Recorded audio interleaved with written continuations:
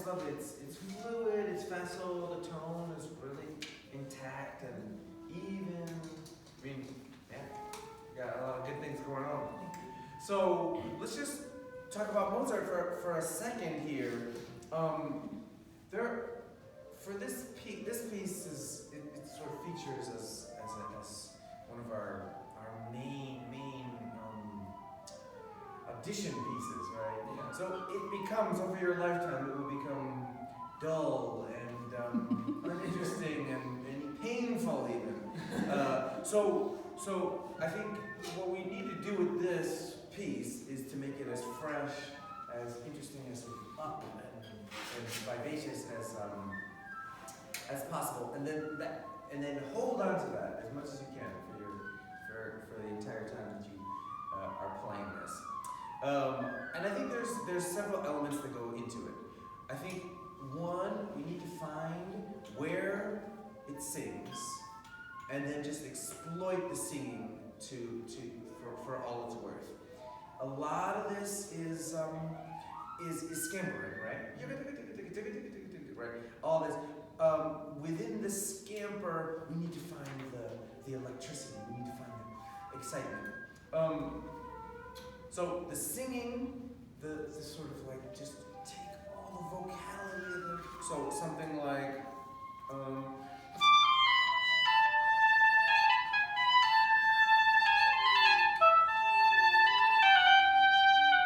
Right, just singing, so that we avoid things like.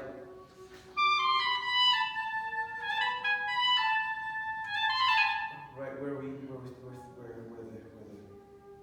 of lose, and then we wake up and then we lose, right? When we sing, just the whole thing. So and then there's a real. I think one of the most important things with this is that the spontaneity really happened, right? That it feels like, though you've practiced it for 1,000 hours, like you're just making it up. So to that end. And I think all three of those things, the sparkle of the sort of the energy of the 16ths, the singing when it calls for it, and the spontaneity, if we can avoid sort of making things beaty, we're going to help all those, right? So the more we play over the beat, the better. So anytime we have, right, we have a lot of this. It's a little too time to articulation, and it's easy to, right? But we lose spontaneity, we lose sparkle, we lose singing. So let's just go from the beginning. Let's just see what we can do about eliminating these beats.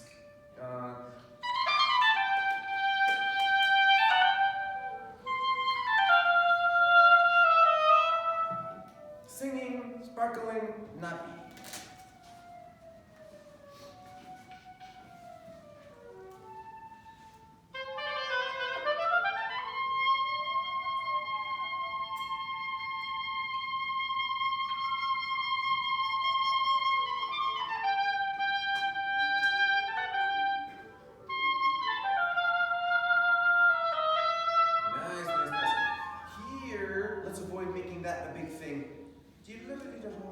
Just as natural as you can, just right off the C.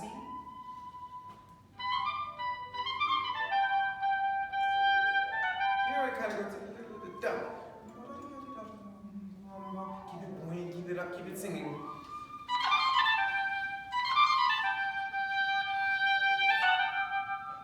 We don't ever like point out anything, we just sing through it.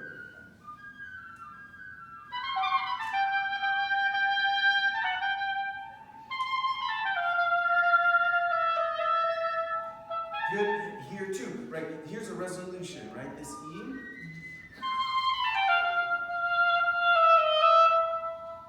So light on the resolution, not bumped, not hit, not right accent. So all those, if we bump, if we hit, if we accent, now we're starting to make beats too. If you just think, if you think the rhythm is taking care of itself, your inner pulse is good enough, you don't actually have to mark anything. We just.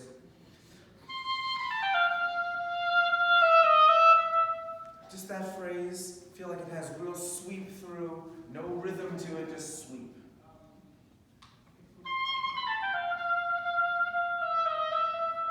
better? Yeah, good. Now keep singing in your C. So that C doesn't stop.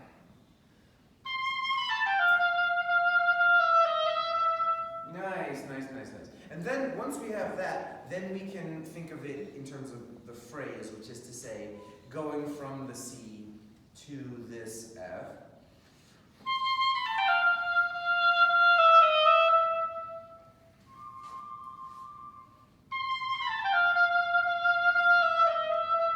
Nice. Okay, good. Keep going.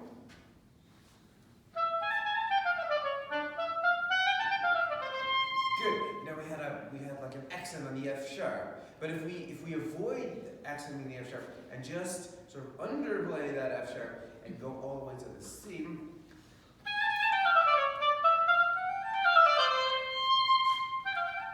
then we can get a longer phrase and it'll sound more spontaneous.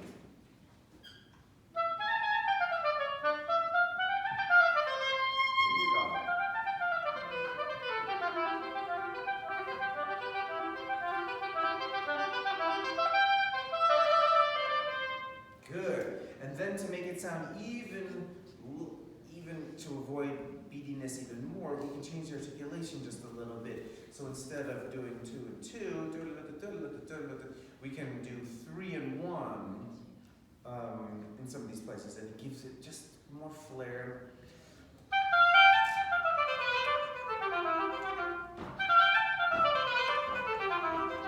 Right, so we get the dance part of it. So I do 3 here, then I eliminate that. So I do 3 and then 5 articulated, 3 and then 5 articulated. You want to just try that?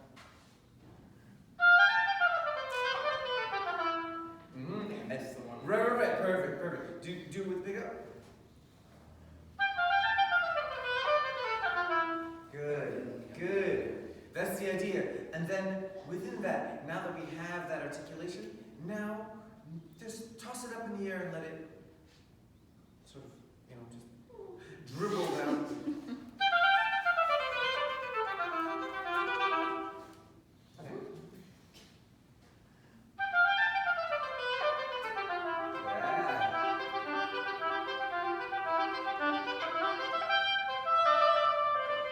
Great. Yeah, that sounds really wonderful. Sometimes when we have articulation, we want to really make a distinction between like our slur and our articulation, right? Our slur is slur, and then we want to be short on the articulation. When it comes to Mozart and it comes to 2 and 2 articulation, think of it as texture as opposed to trying to like make those notes short.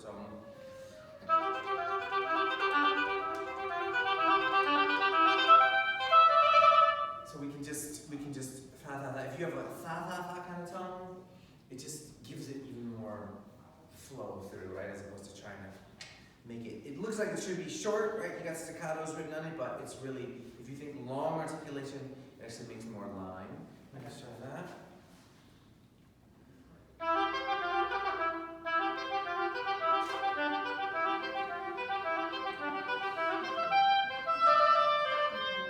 Yeah. Something like that. It's good. And good. Okay. Let's keep going. Now, this is a place where we can really kind of work on this notion of spontaneity, of sparkle versus singing. All the elements are there in these 4 bars. That is to say, the first part of this can really sound so brilliant, can sound so sparkly, right?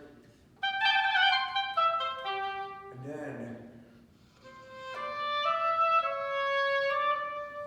right, give it the most tender treatment you can.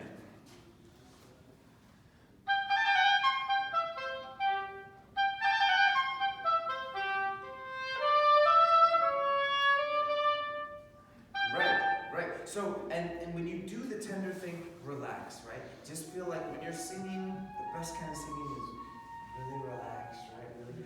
So when you want to sing on the oboe,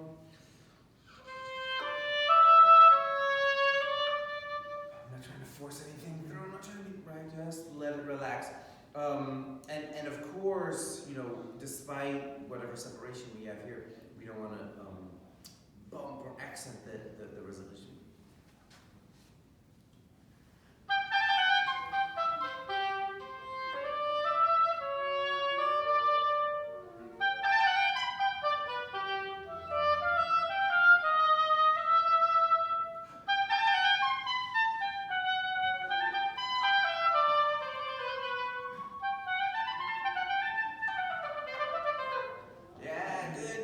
That was excellent. I love this contrast. I think in Mozart it's so important that we accentuate this kind of combination, this juxtaposition of the quotidian, right, with the divine,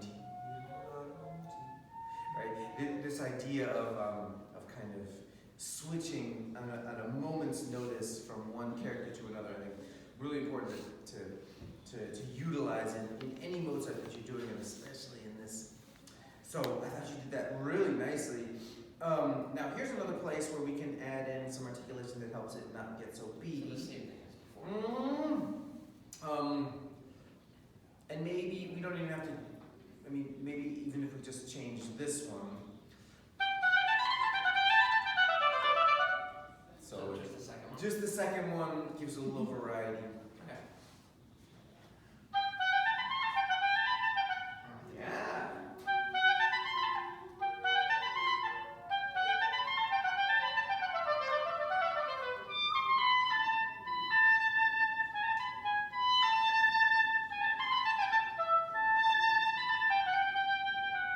I mean, it's really subtle and interesting what you do, but what if you just thought, I'm just going to sing? Just fill it in.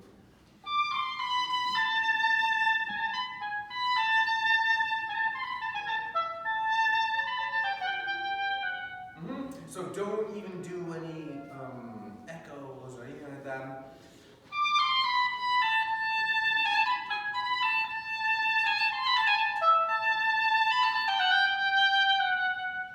Then you have, just because there's so few times in this piece where you can really, so few juicy moments, right? So let's take it when we can. Let's try to set it up from here, where this can be the sparkle, this can be the singing.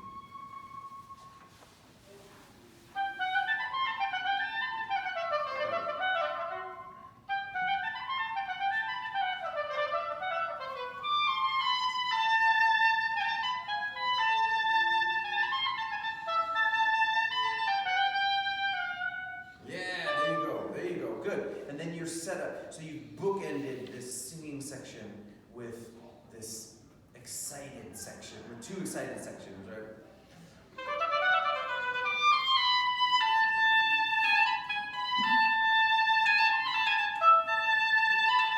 Now, let's try again with this idea that we're going to use the tongue judiciously. That when we re-articulate something, that we make sure we don't really mark it, right? So think of your tongue as very relaxed.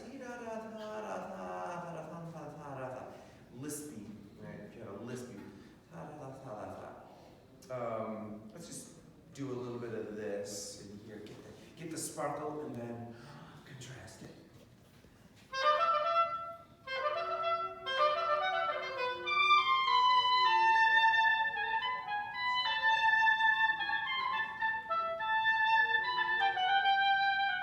Right. Good. And again, should let's I kind of ignore these more? Yeah, those can be juicy. Right. So good. Yeah. One more time from there, and sing through. Right. Tongue soft, tone strong.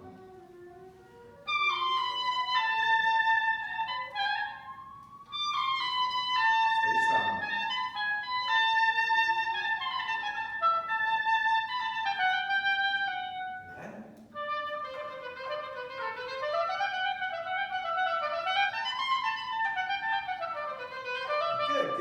Here's where we can change articulation, and very small sort of subtle things can make this sound much more spontaneous, right? So again here, if you want to do great, then maybe just head up without articulating. without slurring.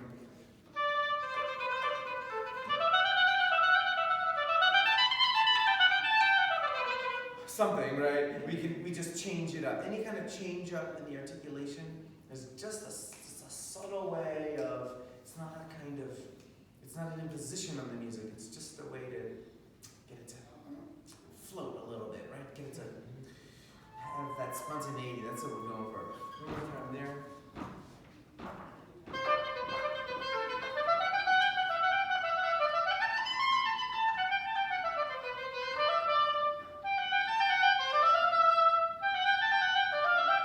Good. Here too, we have an issue with these being resolutions. So actually, if you take away all the notes, we're just going.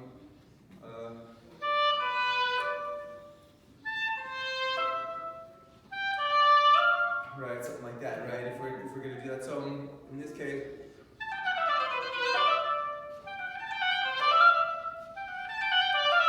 So this is kind of like a big pickup to this, and then we come away. And the big pickup to this, and then we come away. And this is where we can make the spontaneity really happen, right? That is to say, because it's sort of just an ornamented cadential figure, beat, you can feel like you're going, if you just had beat, you would ornament it, right? You'd think of something on the spot to ornament it. So if we have that spirit,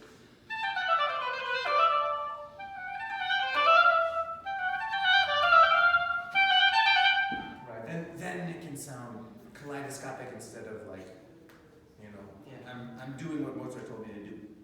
Just from there.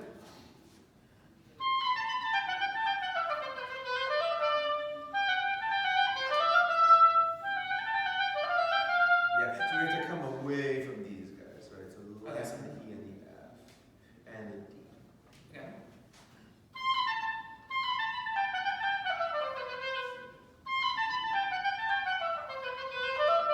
Yeah.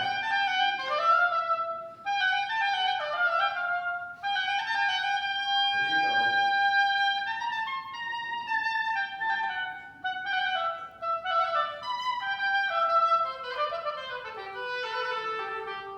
Nice. And there's a lot we can get into here in terms of the subtlety of it. And look what you did, and keep working on that, right? Keep thinking about how you can, almost with like manipulation of rhythm too, right?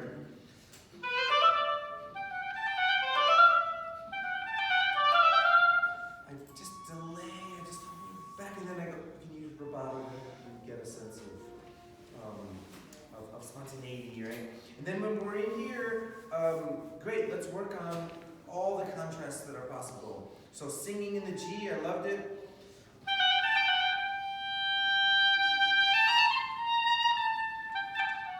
So here with the syncopations, use the syncopations to give you almost pain. Right? This kind of thing. And then dissipate the pain with these just delightful trills.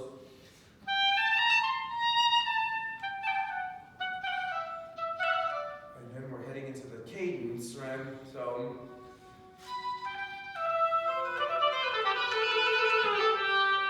we finish strong after the wispiness of these trills. So we have like a lot going on in a very short amount of time. So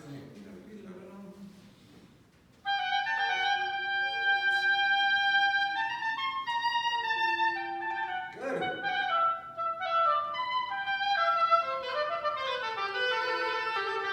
Yeah. One.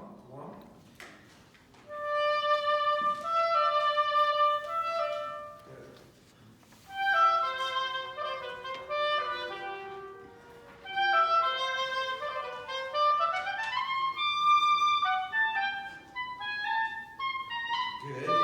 So let's think about if we were making this up again, right? This idea that nobody's ever heard it out there, you barely ever played it, you're just going along kind of finding interesting things as you play it for the first time, right? This kind of idea. First of all, we have this forte piano, but it happens on the G, not on the C. So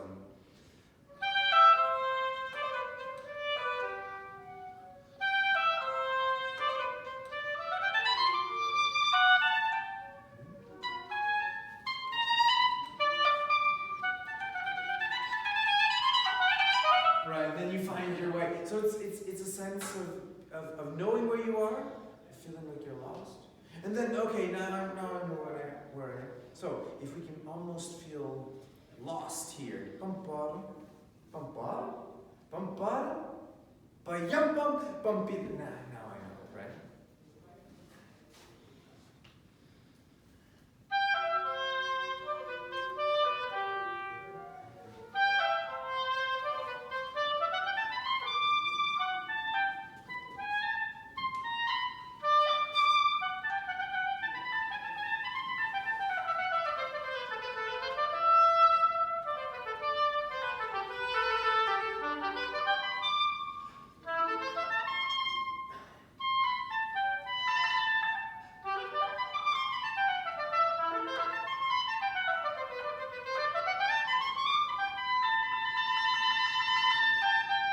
Right, good. And what can we do in here to give it even more interest? The same things we were doing the other day. Yeah, exactly. So for me, So kind of like maybe a 3 here, and then you know what I mean? right. Yeah, and I think the principle of it should be we just eliminate too many 2 and 2s, right? Too many 2 and 2s gives us beatiness. So yeah, if you want to add in a 3, or you want to just articulate the whole thing, right? You can do a 2 and 2. You can do a 2 and 2 there. You can do a 2 and 2 there, but not here, not here. Yeah. Something like that, right?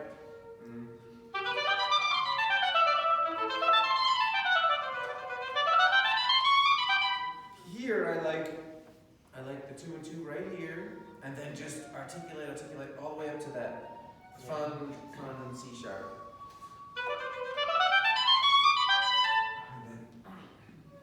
Good. Okay, so that's that. This I thought is going really nicely. What about Yeah. So here, actually in here too, we can do a little bit more with.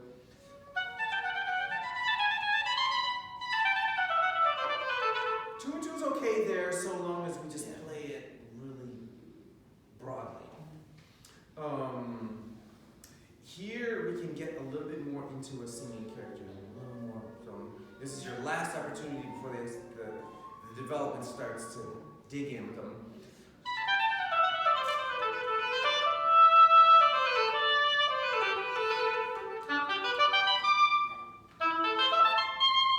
Then all this is good. The more brilliance you can get out of it, the better. And again, I think use a somewhat slight manipulation of rhythm to help you get the right character. Right, there's little pauses, ways of manipulating rhythm to give you your character. Good. All right. So let's have you do it from here.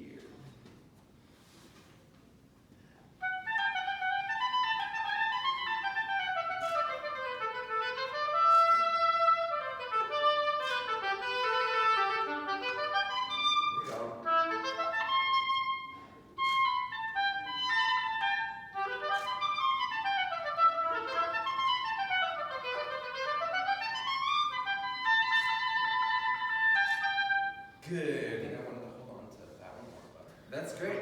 Yeah, you did well. And here, no retreat. All the way to the G. Make sure this E is a little has a softened landing. In fact, I'm thinking of going to this G. Right, so that's the dominant going to the tonic.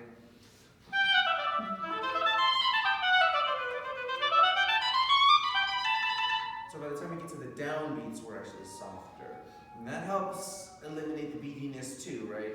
If it's too symmetrical, then we get it, right? But if we go to the 4th beat, for example, and come away, now we have something that is less symmetrical and therefore more interesting. Let's go from here. Strong.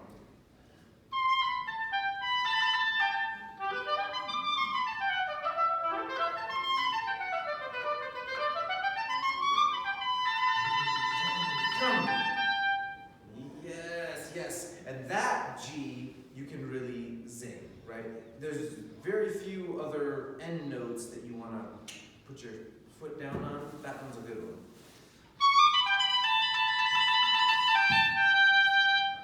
And and with all the brilliance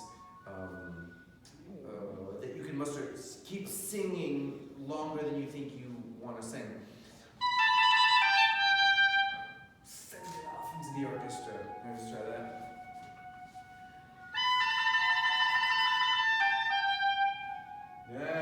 That's it. Yeah. Great. I mean, what's nice about what you do is that, you play a certain way, but you're flexible enough, you switch, you can change, you're adaptable, this is the kind of stuff, like to be adaptable, to be aware, to be like, open to what's possible. That's what music making is, that serves you well for